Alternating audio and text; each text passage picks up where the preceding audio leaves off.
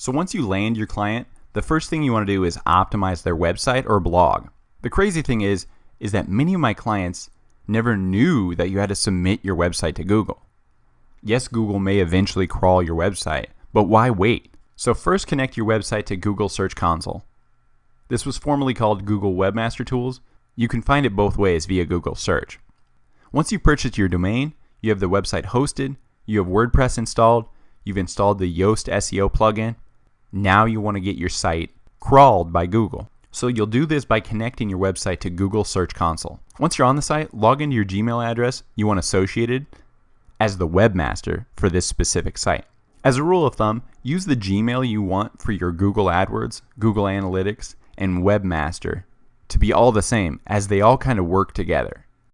Once logged into your Google Search Console, click that property field and add a property. In this pop-up, type in your domain name and click continue.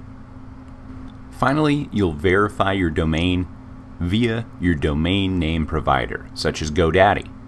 You'll add this DNS record, which is a text record. Just copy and paste that Google Site Verification tag. Once you save that text record on your DNS, come back here and click the Verified button.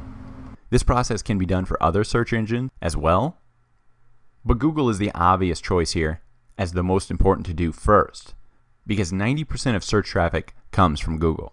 But eventually repeat this process for the other three webmaster tools, including Bing, Alexa, and Yandex.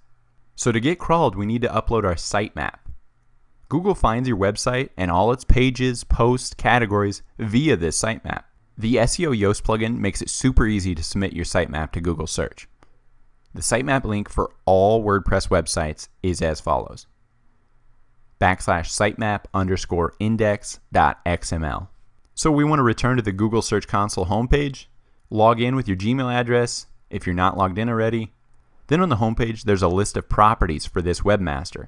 Since you've already added this website, just click that website name. Then the dashboard will appear for that specific website. Google's not going to be crawling your site because you haven't provided a sitemap link. Type in your WordPress sitemap link.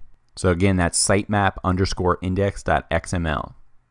Click the Submit Sitemap button. So if you or your client doesn't have WordPress, you can do the same process as above. You just have to create your sitemap on an external provider, such as xml-sitemaps.com.